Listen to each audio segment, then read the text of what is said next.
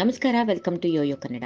ಜನವರಿ 26ರಂದು ನವದೆಹಲಿಯಲ್ಲಿ ನಡೆಯಲಿರುವ ಗಣರಾಜ್ಯೋತ್ಸವದ ಪಥ ಸಂಚಲನದಲ್ಲಿ ರಾಜ್ಯದ ಸ್ತಬ್ಧ ಚಿತ್ರ ಪ್ರದರ್ಶನಕ್ಕೆ ಅವಕಾಶ ನಿರಾಕರಣೆ ಮಾಡುವ ಮೂಲಕ ಕೇಂದ್ರ ಸರ್ಕಾರವು ನಾಡಿನ 7 ಕೋಟಿ ಕನ್ನಡಿಗರಿಗೆ ಅಪಮಾನ ಮಾಡಿದೆ ಎಂದು ಸಿಎಂ ಸಿದ್ದರಾಮಯ್ಯ ಅಸಮಾಧಾನ ವ್ಯಕ್ತಪಡಿಸಿದ್ದಾರೆ. ಕಳೆದ ವರ್ಷ ಕೂಡ ಮೊದಲಿಗೆ ರಾಜ್ಯದ ಸ್ತಬ್ಧ ಚಿತ್ರ ಪ್ರದರ್ಶನಕ್ಕೆ ಅವಕಾಶ ನಿರಾಕರಣೆ ಮಾಡಿ ವಿವಾದ ಸ್ವರೂಪ ಪಡೆದ ನಂತರ ಅನುಮತಿ ನೀಡಿತ್ತು. ಈ ಬಾರಿ ಮತ್ತೆ ಕನ್ನಡಿಗರನ್ನ ಅವಮಾನಿಸುವ ತನ್ನ ಚಾಳಿಯನ್ನ ಮುಂದುವರೆಸಿದೆ. ನವ ಕರ್ನಾಟಕದ ಅಭಿವೃದ್ಧಿಯ ದೃಷ್ಟಾರ, ಸಾಮಾಜಿಕ ನ್ಯಾಯದ ಹರಿಕಾರ, ನೀರಾವರಿ, ಬ್ಯಾಂಕಿಂಗ್, ಮೂಲಸೌಕರ್ಯದ ಕ್ಷೇತ್ರಗಳ ಅಭಿವೃದ್ಧಿಯ ಮೂಲಕ ಮೈಸೂರನ್ನ ಒಂದು ಮಾದರಿ ರಾಜ್ಯವಾಗಿ ಕಟ್ಟಿದ್ದ ನಾಲ್ವಡಿ ಕೃಷ್ಣರಾಜ ಒಡೆಯರ್ ಅವರ ಸ್ತಬ್ಧ ಚಿತ್ರ, ನೆಲದ ರಕ್ಷಣೆಗಾಗಿ ಸರ್ವಸ್ವವನ್ನ ತ್ಯಾಗಗೈದ ಅಪ್ರತಿಮ ದೇಶ ಪ್ರೇಮಿ ರಾಣಿ ಚೆನ್ನಮ್ಮ ಅವರ ಸ್ತಬ್ಧ ಚಿತ್ರ, ಕರುನಾಡಿನ ಪ್ರಾಕೃತಿಕ ಸೌಂದರ್ಯ ಮತ್ತು ಬ್ರ್ಯಾಂಡ್ ಬೆಂಗಳೂರು, ಹೀಗೆ 4 ಸ್ತಬ್ಧ ಚಿತ್ರ ಮಾದರಿಗಳಿಗೆ ಅವಕಾಶ ಕೋರಿ ಕೇಂದ್ರಕ್ಕೆ ಮನವಿ ಮಾಡಲಾಗಿತ್ತು. ಆದರೆ ಕೇಂದ್ರದ ಆಯ್ಕೆ ಸಮಿತಿಯು ನಮ್ಮ ಮನವಿಯನ್ನ ತಿರಸ್ಕರಿಸಿ ನಾಡಿನ ಅಸೀಮ ಸಾಧನೆ ಮತ್ತು ಮಾದರಿ ಸಾಧಕರನ್ನ ದೇಶಕ್ಕೆ ಪರಿಚಯಿಸುವ ಅವಕಾಶವನ್ನ ಕಸಿದುಕೊಂಡಿದೆ.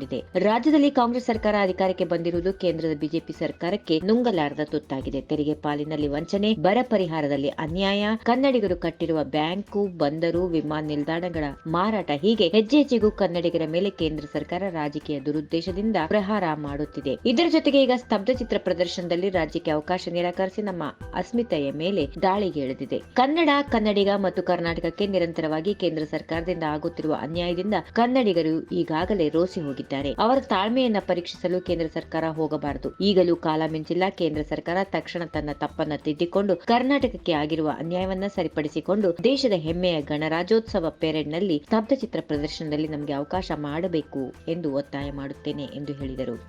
ಈ ವಿಡಿಯೋ ನಿಮಗೆ ಇಷ್ಟವಾದಲ್ಲಿ ಲೈಕ್ ಮಾಡಿ, ಶೇರ್ ಮಾಡಿ, ಸಬ್ಸ್ಕ್ರೈಬ್ ಮಾಡಿ.